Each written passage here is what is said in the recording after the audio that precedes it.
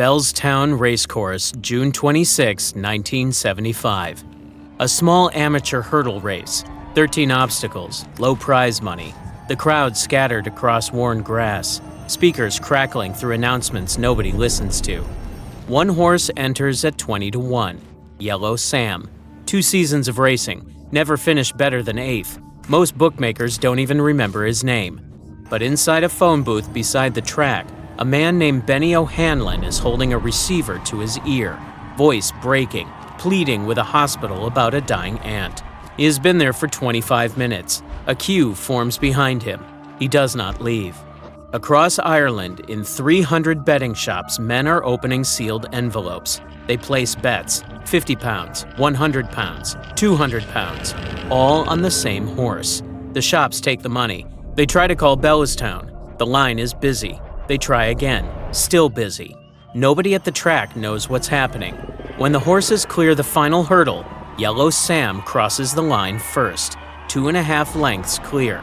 Bookmakers lose more money in one race than they have ever lost in the history of horse racing. The man who orchestrated it walks away quietly, knowing he has just executed one of the most precise betting operations ever attempted. This is how he did it.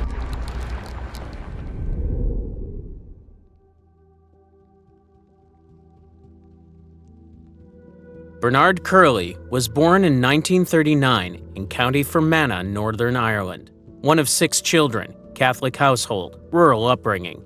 At 18, he entered Mungrick College to train for the priesthood. 9 months later, tuberculosis put him in a hospital bed for most of the year. The Jesuits released him. That path closed. He moved through work without direction. Opened a bookmaker's shop in Belfast. It failed. Bought a pub. That failed too. Managed a country music act called Frankie McBride and the Polka Dots. They had one hit, 5 Little Fingers. It charted briefly, then nothing. By the early 1970s, he had moved into horse racing. He trained horses out of County Westmeath. He gambled. He was good at it. Not lucky, methodical. He studied form. He studied bookmakers. He understood systems. But by 1975, his debts had mounted. Exactly how much is unclear. Estimates suggest tens of thousands of pounds, enough that he was facing collapse. He needed one decisive win, not a series of small bets, one large, clean operation that would reset everything. He began looking for the right opportunity. Curley bought a horse called Yellow Sam.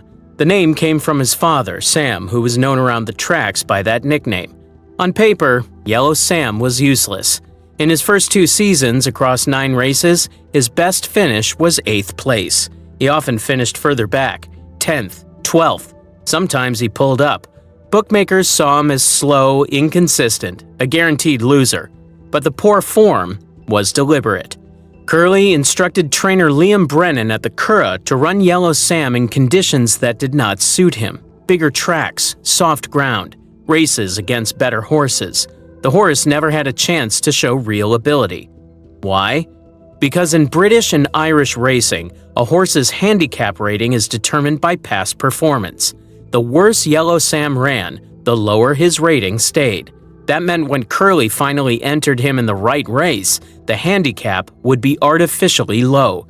He would be underestimated. The key was waiting for the perfect conditions. A small race, amateur riders, firm ground. A course that suited Yellow Sam's running style. And then there was the jockey, Michael Furlong, an amateur, experienced enough to ride clean, unknown enough not to attract attention. Everything was being positioned. The horse was ready. Curley just needed the right venue. Bellstown was a small racecourse in County Meath. Rural, basic facilities, summer meets only, the kind of track where serious money rarely changes hands. But Curley wasn't interested in the quality of the racing. He was interested in infrastructure. In 1975, Bellstown had 2 communication lines to the outside world. One was a private Xtel line. Xtel provided live race data to betting shops across the country. Results, odds changes, race times, bookmakers relied on it. But the other was a single public payphone, coin-operated, mounted on the wall near the entrance. That was it. No mobile phones, no internet, no backup systems. If those 2 lines went down, Bellostown was isolated. Curley understood what that meant. Off-course bookmakers operate on information. When heavy money comes in on a horse, they need to know immediately. They call the track. They ask what the on-course price is. If it is shortened, they shorten their own odds to protect themselves. If they can't make that call, they stay blind. And if they stay blind long enough, they accept bets at odds that should have collapsed. Curley studied Bellostown's layout. He confirmed the two lines. He confirmed there were no alternatives. He saw the opening. The plan was simple in theory, complex in execution. He would place large amounts of money on Yellow Sam across hundreds of betting shops in Ireland, all within the same narrow time window, just before the race. The individual bets would be small enough not to trigger suspicion. £50 here, £100 there, normal bet sizes, but together they would total over £15,000. If the bookmakers couldn't call Bellostown to confirm heavy support, they would continue laying bets at the original price, 20-1. Yellow Sam would start the race at those odds. He would win, and the payout would be catastrophic for the bookmakers. But it required absolute precision, timing, coordination, and control of those two communication lines. Curley began recruiting in early 1975. He needed people he could trust completely, people who would follow instructions without asking questions, people who understood gambling, understood discretion, and would not panic under pressure. He started with 5 men, close associates. Each one was assigned a region of Ireland.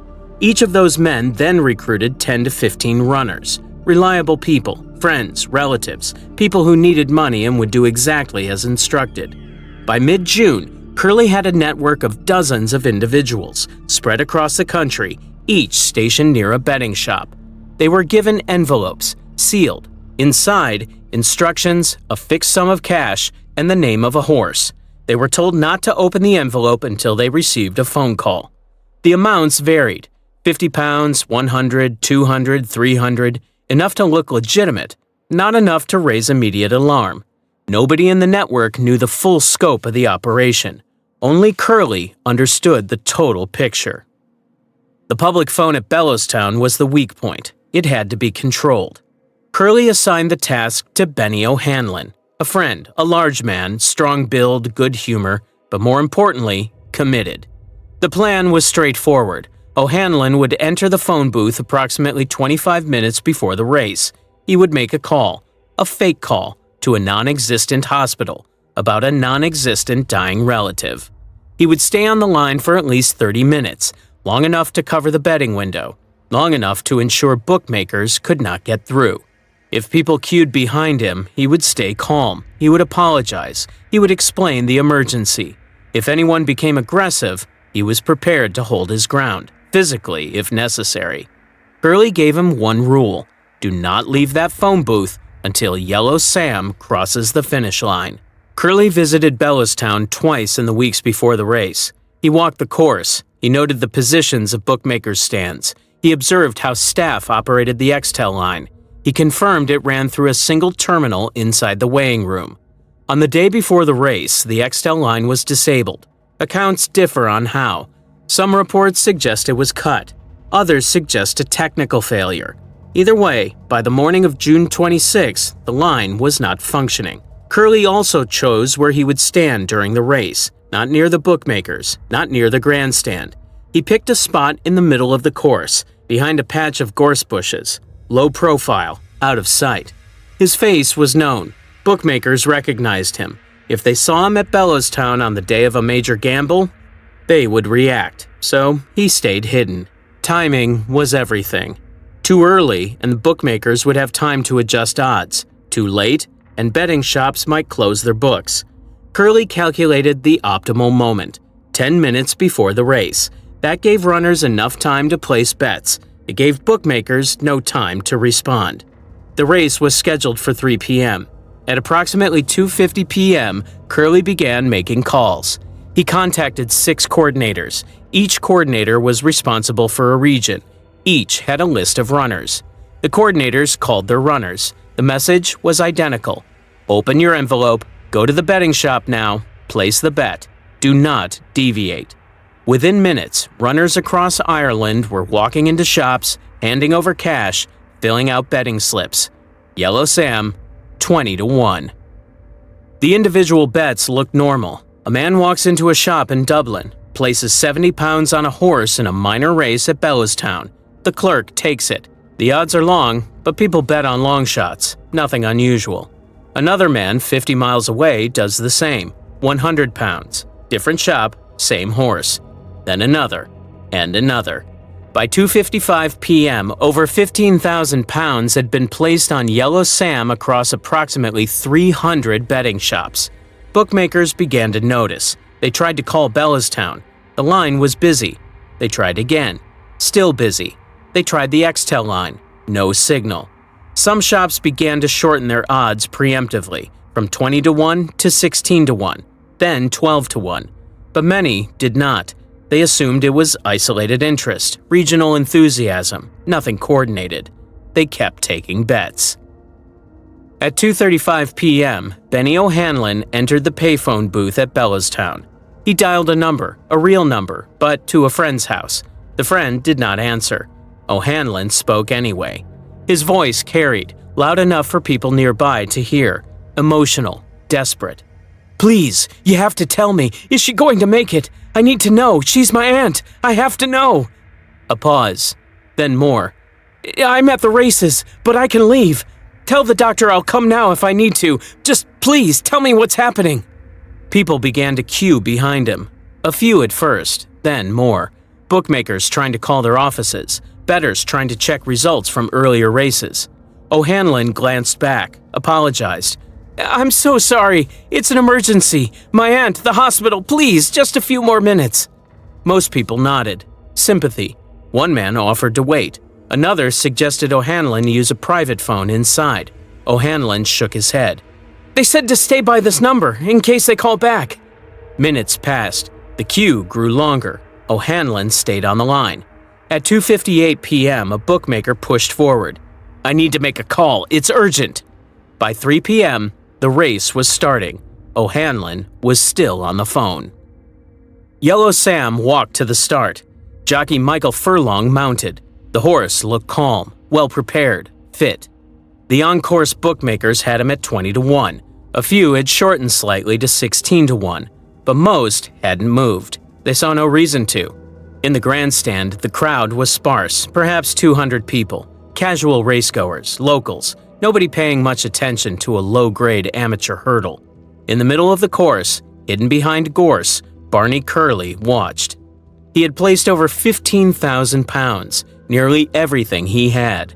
If Yellow Sam lost, he was finished. The starter raised the flag. They broke clean. Yellow Sam settled mid-pack. Furlong kept him covered, saving ground on the inside. The first circuit was uneventful. A few horses jumped poorly. One stumbled at the fourth. Yellow Sam stayed steady. By the second circuit, the pace began to tell. Two horses dropped back. Another pulled up.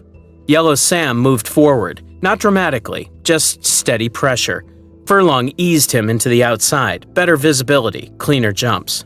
At the third-to-last hurdle, he was in fourth place. At the second-to-last, third. Coming to the final obstacle, he was neck and neck with the leader. They jumped together. Yellow Sam landed cleaner. Furlong pushed. The horse responded. 50 yards from the line, Yellow Sam pulled ahead. 1 length, then 2. He crossed the finish line 2.5 lengths clear. Clean. Legitimate. No interference. No drama. The crowd barely reacted. A few people clapped. Most didn't know who Yellow Sam was. Furlong dismounted. He looked calm, professional. He patted the horse, led him toward the weighing room. On-course bookmakers began settling bets. A few noticed the result. At 3:03 p.m., Benny O'Hanlon stepped out of the phone booth. He exhaled, looked at the queue, smiled weakly. Someone handed him a pint of Guinness. He took it, drank half in one go. By the time he finished, Yellow Sam was being led back to the stables. Off-course betting shops across Ireland began processing payouts. Clerks printed tickets, £70 at 2-1. That's £1,400, plus stake, £1,570 total. Then another payout, £100 at 20 to 1. By 3:15 p.m., managers were calling head offices. "We've got a problem." The calls started flooding in. Dublin, Cork, Galway, Limerick, every region, same story. Multiple large payouts on the same horse. Yellow Sam, Bellastown, 20 to 1. Head offices tried calling Bellastown. The phone was finally free. They got through. "What happened with Yellow Sam?" "He won." "What was the starting price?" 20 to 1. Silence. "How much did we take on him?" The answer came slowly. Across the country, estimates began forming. Total liability? Over 300,000 Irish pounds. Bookmakers were legally obligated to pay. No race fixing had occurred. Yellow Sam won fairly. The jockey rode to win. No rules had been broken, but they didn't make it easy. The payout was delivered in bags, 108 bags, filled with small denomination notes, singles, fives, tens. Curley arranged transport. It took 2 vehicles. The total came to just over 300,000 Irish pounds. Adjusted for inflation, approximately £2 million in modern value. It was one of the largest single-race betting payouts in Irish history. Racing authorities investigated. They reviewed the race footage. No interference. Yellow Sam ran clean. They interviewed Michael Furlong. He confirmed he rode to win. No instructions otherwise. They examined betting patterns. Unusual, but not illegal. No insider trading laws existed for horse racing in 1975. They investigated the phone line. Suspicious, but no evidence of deliberate sabotage. The Xtel line had failed. The payphone had been occupied. Neither was a criminal offense. Curley was never charged. Within a week, Irish bookmakers amended their internal rules. New regulation: any single bet over £100 must be placed at least 30 minutes before the race start time. Tracks with limited communication infrastructure were required to upgrade. Additional phone lines, better Xtel coverage, backup systems. Bellastown installed 3 additional phone lines within a month. The vulnerability Curley had exploited was closed. Curley used the winnings to pay his debts. He bought Middleton Park House, a mansion in County Westmeath. He invested in more horses. In 2010, he coordinated a 4-horse coup across 4 tracks: Bellastown, Wolverhampton, Yarmouth, and Brighton. All 4 horses won. Estimated payout: several million pounds. In 2014, 4 horses connected to him won on the same day. Bookmakers lost approximately £2 million. But his life also took another direction. In 1995, his 18-year-old son Charlie died in a car crash. A year later, Curley visited Zambia. He saw poverty he hadn't encountered before. He founded a charity, Direct Aid for Africa. Over the next 25 years, the charity built schools, funded medical facilities, and provided clean water to rural communities. He remained active in racing until his death in May 2021, at the age of 81. Yellow Sam never won another race. He ran several more times. Each time, bookmakers watched closely. Odds shortened immediately. The gamble was gone. In 1977, Yellow Sam fell during a race. The injuries were severe. He was euthanized, but his name lived on. In 2005, the track held the Yellow Sam 30th anniversary hurdle. In 2025, a 50th anniversary race was scheduled. Racing historians cite the Yellow Sam coup as one of the most precise betting operations ever executed. The Yellow Sam coup was not about luck. It was about system analysis. Curley identified a structural weakness in the communication infrastructure of Irish betting. He understood how bookmakers operated. He understood timing. He understood coordination. He didn't fix the race. He didn't bribe anyone. He didn't cheat. He exploited information asymmetry. He controlled the flow of data. He kept bookmakers blind long enough to lock in favorable odds. And he executed it with precision. In 1975, it worked because the technology allowed it. Phone lines could be blocked. Communication could be controlled. Today, it would be impossible. Digital systems, real-time data, network betting platforms. The vulnerability no longer exists. But the principle remains. Systems have weaknesses. Information has value. Timing is everything. Barney Curley understood that. On June 26, 1975, at a small rural racecourse in County Meath, he proved it. Yellow Sam crossed the line first, and bookmakers across Ireland realized they had just lost a war they didn't even know they were fighting.